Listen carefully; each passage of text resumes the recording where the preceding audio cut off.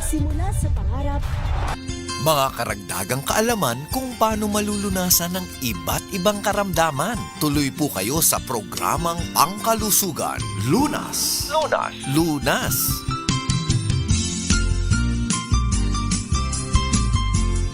Magandang gabi Luzon, Visayas at Mindanao. Ito po ang programang Lunas, isang oras na talakayan tungkol sa kalusugan. Kapartner po natin ang ating mga mahuhusay na doktor. Isa na dyan si Dr. Edwin Bien mula naman po sa DMI Philippines. Ang DMI Philippines, sila po naghahatid sa atin ng MX3. Doc, magandang gabi po sa inyo. Well, magandang gabi and much congratulations sa being number one sa oras na ito, ha? Pero actually, the real success ng, of course, ni Cheska at ng Lunas at ng Lunas Extension is because you actually listen to the people you are interviewing. Siguro yun ang secret. Yung mga text nila, kasi totoo naman yan na napapakinggan, binabasa po namin yan na isa-isa, mga tanong nyo, either sa text or sa hotline, Doc, di ba? Kaya lagi paulit-ulit natin yung text line natin or sa Facebook kung saan nyo man pinadala. Talagang itatanong natin yan kay Doc at true enough, siguro nasasagot, Doc, yung ating mga listeners sa kanilang mga questions. Siyempre magagaling ang ating mga doktor, magaganda yung ating mga topic, pero siyempre, Doc, ang pinaka-bottom line nun, glory to God. Di ba, Doc? Yan ang nilalagay lagi ng MX3.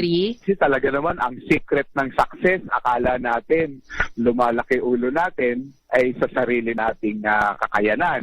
Pero alam mo, tinutulutan lang naman talaga yan nung ating nasa itaas. Totoo naman. Para tayo naman mag-succeed.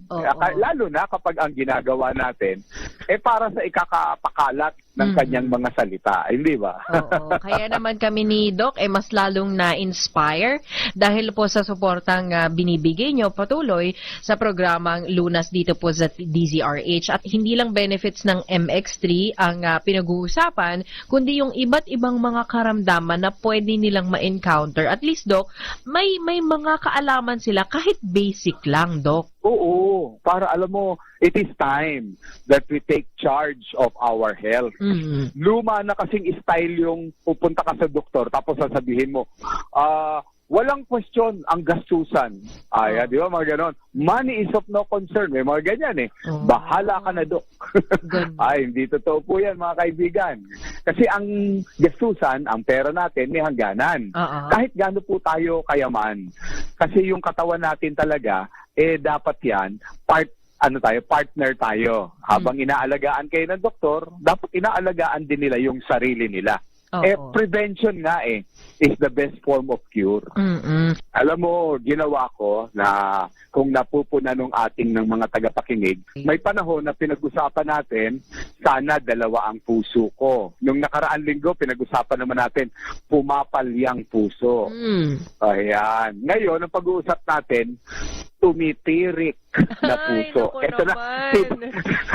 Paano natin bubuhayin ang tumitirik na puso? Naku. Yeah. Medyo nakakatakot pong pakinggan.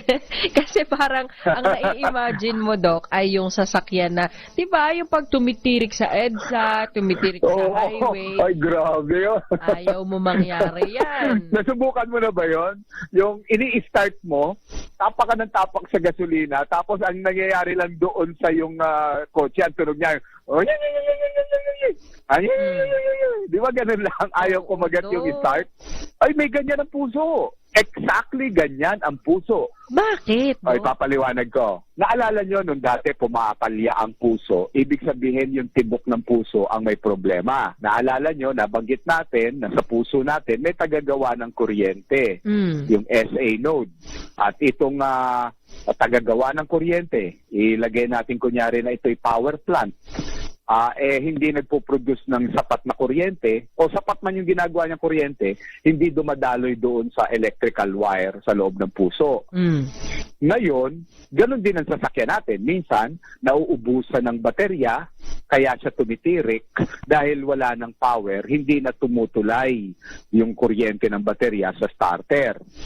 Yung puso naman natin, ganun din, parang kotse. Kapag binomba mo yung gasolina o silinyador, ito kadalasan nangyayari sa mga manual ang kotse. Ikaw ba manual o automatic ang iyong minamaneho. Automatic, pero nakapag-try ako, Dok, ng manual. Kaya alam ko yung dinidiscuss mo, Dok. Yan. Alam mo, kapag manual, ginagawa ng mga nagmamaneho, bago itulak yan, sinusubukan mo ng i-start, tapos tinatapakan ng gusto yung silinyador o yung gasolinahan. Alam mo bang masama pala yon kasi nagbabaha yung karburador? Yung sinasabi nila malulunod, Dok. Nalulunod. Kasi kapag bawat tapak mo, nagpapadala ka ng gasolina dun sa karburador, darating ang panahon, nalulunod yung mismong karburador, eksaktamente parang puso. Nalulunod ang puso. Ganun.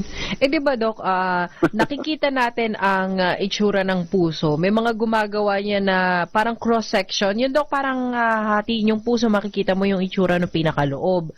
May mga areas lang dyan na kung saan dumadaan yung dugo, saan dumadaloy, hindi naman buong puso. Paano malulunod yun, Dok? Di ba, saktuhan lang dapat ang papasok na bilang o dami ng dugo, papasok at palabas, Dok? O, dalawa kasi yan. Dalawang paraan para malunod yung puso. Yung puso kasi, yung sinasabi mo kanina, ay nabubuo ng 4 na kwarto. Yung atrium o auricle, at saka yung ilalim, ventricle. 4 yun kasi may kaliwat kanan, saka ibabaw at ilalim. Okay. Pero alam mo yung puso niya, nababalot din niya, nakamukha ng balot dun sa kinakain natin balot. Okay. Hindi ba't kapag tinanggal mo na yung shell, may makikita kang parang membrane na nakabalot dun sa sisiw. Pinupunit yon para mahigop mo yung sabaw. Okay. O, ganun din ang baby. Ang baby, alam mo, nakabalot yung baby na yan, yung tinatawag na amniotic sac. Okay. Malambot din yan. Ang puso, nababalot din yan ng tinatawag na pericardium. Sa labas yun. Kailangan may tubig na kaunti para pag bumomba ang puso, hindi siya kukaskas doon sa pericardium na pinakabalot niya. May pagkakataon itong tubig na ito na nagpoprotekta, na nagsisilbing protection doon sa pagitan ng puso at saka ng pericardium na pambalot, dumarami yung tubig o pericardial fluid. Okay. Yan ang magandang bibitinin natin yung ating mga listeners dahil yan ang gusto nila, Doc. Yung ano nga bang sagot doon sa tanong ni Doc na yun. Kasi, di ba, very... Bibitin.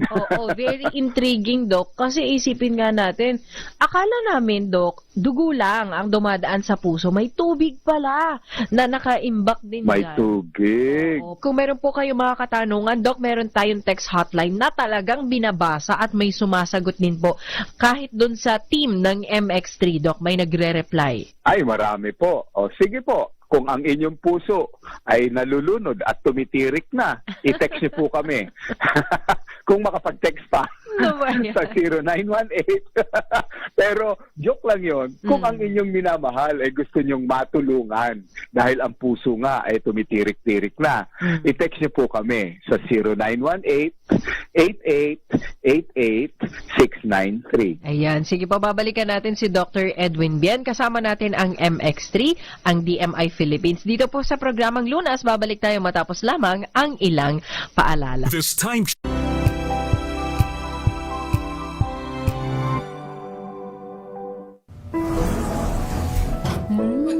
Amoy forever.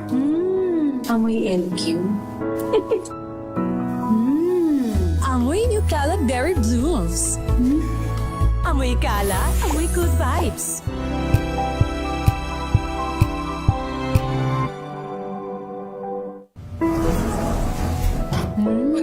Amoy forever. Amoy LQ. Amoy New Cala Berry Blooms. Amoy Cala, amoy good vibes.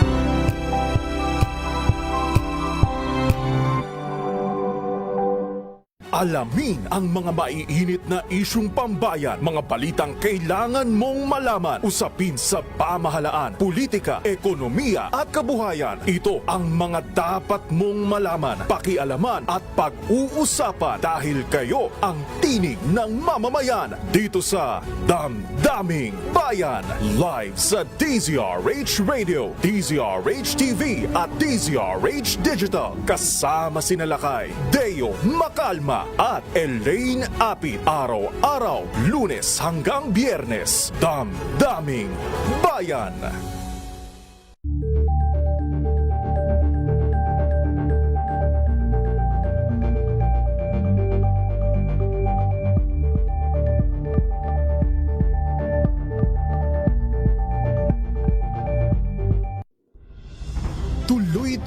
ang pagtulong, tuloy-tuloy ang pagseserbisyo at tuloy-tuloy ang balitaan kasama si May Binauhan sa Operation Tulong mula Lunes hanggang Biyernes.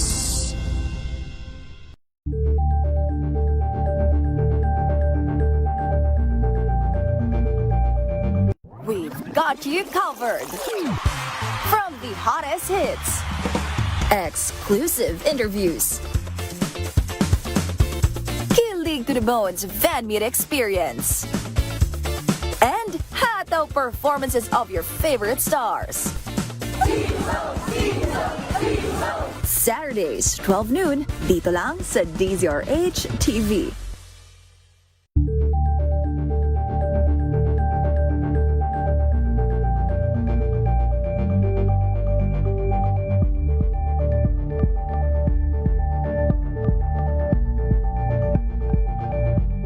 Curious ka ba sa maraming bagay? Kami na ang bahala dyan. Aalamin, tutuklasin at bibigyang linaw namin ang mga katanungang bumabagabag sa inyong isipan. Sa programa kung saan ang bawat sagot ay galing lamang sa mga eksperto. Ang Expert's Opinion, tuwing linggo 3:00 ng hapon, dito lang sa DZRH TV.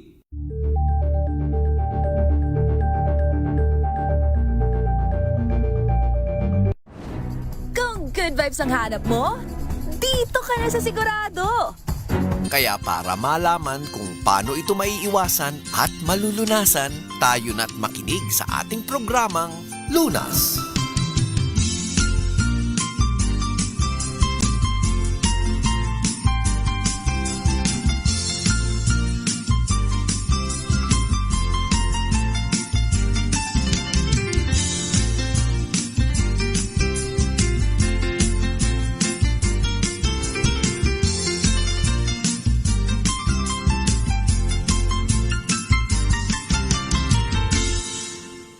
Balik tayo sa ating talakayan sa programang Lunas at kasama po natin si Dr. Edwin Bien. Ako naman, Cheska San Diego Bobadilla. Kanina pinag-uusapan natin ang heart. Kung akala ninyo, kasi akala ko din, no? Ang puso, ang dumadaan sa puso ay puro dugo lamang. Aba, mayroon pa palang, ibang presensyang nandyan. May tubig pala dyan, Dok, sa ating puso. Alam mo, napakaganda nga ng Bible. Kung naaalala po ninyo, mayroon po doon sa pelikula, pati sa Biblia, na itinusok po ng sibat ang tagiliran ni Jesucristo. Okay. At di ba't sinasabi doon sa Biblia, may lumabas na dugo at tubig? O, saan galing yung tubig? Dun din. Yan. Maaaring tinamaan yung pericardial fluid. Kaya magkasama ang dugo at tubig lumabas. May tubig yan, pero minimal amount. Okay. Pero may pagkakataon, dumadami ang tubig niyan kapag nai-infection nga yung balot ng puso. Okay. At marami ang posibleng pumasok na infection diyan. Pwedeng ang infection ay lumipat galing sa baga, kung maaaring mayroon kang sakit sa baga, at lumipat siya doon sa balot ng puso. Isa yan. Maaari ring may tumutubo na mga bukol sa kapaligiran ng puso at maaaring lumipat doon sa balot at dumami tuloy yung tubig sa puso. That is only part 1. Part 1 pa lang yan. Mayroon pang part 2 yung istorya. Okay. Part 2 na malulunod ang puso. Ito po. Kapag pumapalya naman yung ating bato o kidneys. Parang Dok, isipin ng listeners natin, Dok, ang layo naman. Kasi ang puso ay nasa bandang dibdib, ang ating kidney nasa bandang balakang, Dok. Di ba? Yung bandang likod, bandang tiyan. Oo ang layo Kaya lang kasi, kapag medyo pumapalya po ang kidneys natin, hindi na niya na ilalabas ng tama yung mga tubig at likido sa ating katawan. So, ang nangyayari, magmamanas po yung ating mga paa. Yan ay minor pa lamang. Merong mga tinatawag kaming grade 1, grade 2, edema. Aakyat yan, pwede hanggang hita. Okay. Pwedeng umakyat po yan hanggang tiyan. So makakakita po kayo ng mga tao na akala mo buntis kasi ang laki ng tiyan, pero tubig pala yung laman. At pwede yan ngayon umakyat hanggang dibdib at puso. Naku naman. Di ba, Dok, yung ating mga pasyente na namamaga yung paa, uncomfortable na kasi hindi ka na nga makapagsapatos ng maayos kasi ang taba-taba ng paa. Hindi na rin sila makalakad ng maayos dahil mabigat at parang namamanhid kasi nga punong-puno ng Manhid. Paano natitiis, Dok? Paano matitiis ng isang pasyente na aabot pa ng hanggang hita, hanggang bewang, at hanggang puso, Dok? May pagkaminsan kasi, akala ng iba, pag namamanas ang kanilang paa, simpleng dahil katatayo lamang. So ang ginagawa nila, pinapatong nila sa silya habang nanonood ng TV o kaya pag nakahiga na sila, nawawala yung manas muli. Kaya lang ang problema nila kung pabalik-balik na yung manas at napapabayaan na nila yung kanilang sarili. Ngayon, pwede talagang umakyat yan at marami tayong nakikita na yung manas hanggang tiyan na. At may pagkaminsan hanggang dibdib na kasi pag pinakinggan mo yung baga, imbis na ang madinig ng doktor ay hangin na pumapasok at lumalabas. Yung doktor, pagpakinig niya sa likuran, ang naririnig niya, hindi na hangin na pumapasok, kundi, nasubukan mo na ba na bumili online, tapos yung binili mo online, nakabalot ng plastic na bubble wrap? Nasubukan mo ng putukin yung bubble wrap, parang ang sarap-sarap putukin? Oo, sarap paglaruan yun, Dok, di ba? Yun ang nadidinig namin sa stethoscope. Parang akala mo, bubble wrap na pinipindot-pindot na pumuputok-putok sa likod kapag may tubig yung baga. Pero Dok, habang dinidiscuss mo yan, naalala ko nung ang brother ko hindi pa nakikidney transplant dahil prior doon nagdadialysis siya, Dok, di ba? Yung aking kapatid. Kuya. Hindi, Dok, matanda ako sa kanya ng 4 years. Ay, ganun ba? Yes, Doc. Abay, kasi you look very young eh. O sige, you look very young. Akala ko si Kuya yun eh. O sige. Malaki lang sa akin, Doc. Kasi kapag yun nga, hindi daw naitapon ang lahat ng excess water sa kanya during dialysis or hemodialysis, nakakaranas siya ng pagmamanas minsan ng mga binte hanggang yung minsan mga daliri niya, Doc. At it comes to a point na nahihirapan siyang huminga kasi parang pag sinabi ng pulmonologist na may tubig ka na naman sa baga, parang ganon. Yan po ba yung sinasabi niyo, Doc? Yes, exactly. Yung tubig na yon, ang tawag namin doon, congestion. Siyempre, ang baga, ang dapat nilalaman yan ay hangin. Kung may tubig, sa law of physics, madi-displace yung hangin ng water. Kasi mas mabigat yung water O di hindi ka ngayon makapasok ng hangin ng mabuti. Hirap kang huminga. Okay. Ito na ang mabigat na problema. Kapag dumami ang tubig sa baga, magba-backflow yon sa puso. Kasi ang role ng puso, magpadala ng dugo sa baga para yung dugo lagyan ng oxygen. Kung kalahati ng baga mo, oxygen, kalahati, tubig. Pag bomba ng puso doon, hindi na makapasok ngayon yung dugo ng gusto kasi wala rin namang oxygen na matatanggap yung dugo. Bagkus, may tubig sa baga. So, dugo at tubig nagkakasalubong. O di ano mangyayari? Yung puso ngayon, magba-backflow sa kanya. Kung sa baga, ang tawag natin ay congestion, sa puso, congestive heart. Oo, may susunod yan. Kapag yung puso laging congestive, isang araw, parang karburador yan, titirik na.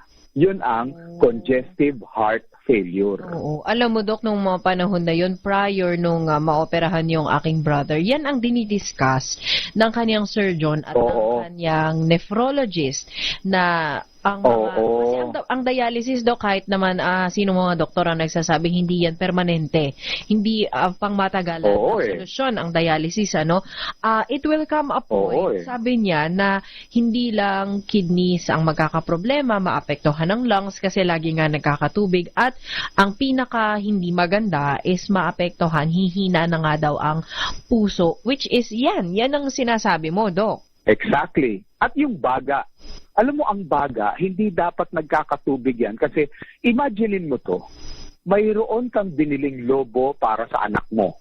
Naubos na yung hangin. Nilagyan nyo ng tubig yung lobo. Itinapon nyo yung tubig. Nakalimutan nyo ngayon yung lobo. na may kaunti pang tubig sa loob ng mainit na sasakyan. Pag kinuha nyo ngayon yung lobong yun at sinubukan yung hipan, hindi nyo mahihipan kasi nagdikit-dikit na yung loob ng lobo. Ganun ang baga natin. Kapag laging may tubig yan, yung ating mga alveoli o yung parang lobo sa loob ng baga natin, magdidikitan yan. So kahit na anong hihip mo, hindi na makapasok ang hangin. Oo. Hay, ang hirap i-imagine, Doc, ng iyong dinidiscuss. Kaya naman habang pinapaliwanag mo yan, ako ay talagang palagi ang nagpapasalamat sa Panginoon na yung kapatid ko ay naligtas na, Doc, sa mga ganyang posibleng mangyari at yung aking kidney ay gumana ng husto sa kanya, Doc. Alam mo, malaking bagay ang ginawa mong sakripisyo para sa iyong kapatid.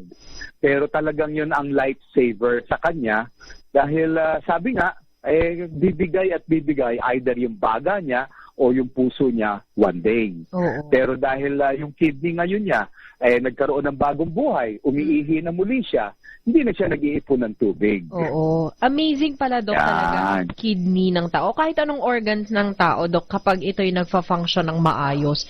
Para makaihi ka lang, yun ang akala mo sa kidney. Pero napakaraming role ang ginagampanan po pala ng kidney o bato sa katawan ng tao, Doc. Amazing eh. At saka can you imagine, until the present time, kahit na mga ang cellphone natin, high-tech na, ang kotse natin, electrical na, wala pang tunay na nakaka-imbento ng kamukhang-kamukha ng function ng kidney. Totoo, Doc. Kasi diba? sa Facebook, baka may mga nakikita kayo na parang replacement na sa kidney, na parang pang-filter daw. It is not enough eh. Hindi lang naman filtering ang ginagawa pala ng kidney Hindi natin, lang. Doc. Kasi gumagawa yan ng erythropoietin. Marami rin ginagawa din yan, hindi lang filter. Pati yung balanse ng asido sa ating katawan. Pati yung balanse ng electrolyte sa ating katawan. Yan ang kaya ako pinaniniwalaan ko, hindi tayo evolution eh. Kasi may mga scientifico at doktor pinagpipilitan. Evolution tayo. Galing tayo sa matching. Hindi pwede kasi kailangan may designer po talaga yung kidney at puso at baga eh. Pero sana naipaliwanag ko ng simple sa punto de vista ng isang mekaniko ng kotse. Oo. Para mas maunawaan, Doc, no? Oo, para maunawaan. Ngayon, doon tayo sa punto ng usapan, doktor. Kasi baka sabihin nila, ang na-interview ba ni Cheska, mekaniko? Doktor po, Sa punto doktor. de vista po tayo ng doktor. Alam nyo, yung tinatawag natin kanina na heart failure. Iba naman sa tunay na congestive heart failure. Okay. Kasi yung pag sinabi mong heart failure, ang bumigay yung muscle. So, pumutintig pa yan, gumagana pa yan, hindi nga lang sapat. Yung sinasabi namang congestive heart failure, gustong-gusto pang gumana ng muscle, pero nalulunod nga siya. Ito ngayon ang mga doktor. Gumawa po kami ng classification o level na para malaman namin kung kailan mo pwedeng gawin ang mga bagay-bagay na dati mong tinitake for granted, gaya ng pagpupo sa inidoro. O ngayon, may tinatawag na Phillips Classification 1. Yung 1, ibig sabihin, pwedeng tumataas ang blood pressure, pwedeng naninikip kaunti minsan ng dibdib, pero hindi bumibigay ang puso. Walang senyales na bumibigay ang puso. Meron tayong Phillips Class 2 o Part 2. Ito naman, yung pag pinakinggan ng doktor yung baga, abaya na nakakarinig na ng pinapaputok na bubble wrap. Yan. Tapos titingnan namin yung leeg. Konti lang ang salita niya, pero yung leeg niya talaga namimintig na yung mga ugat. Ang tawag namin doon, jugular. Minsan sa mga tao, kapag ang puso nila pumapalya na, pag pinakinggan namin yung baga, hindi lang parang pinapuputok na mga bubble wrap yung naririnig namin, kundi halos wala na kaming madinig na hangin pumapasok sa baga. Yan ang pag-uusapan natin, Dok, sa ating pagbabalik. Bibitinin na naman namin kayo kasi bakit wala nang pumapasok na hangin? Baga yun Paano nang hihinga ang ating pasyente? Tama. Pag-uusapan po natin yan, Doc. May hotline number po, ang MX3 para sa ating discussion, Doc. Sa mga hirap ng huminga dyan, kayo po ay mag-text na sa 0918-8888-693. Sige po. Babalikan po natin si Dr. Edwin Bien at ang ating very informative and interesting topic, ang ating discussion tungkol sa puso, dito lamang po sa programang Luna.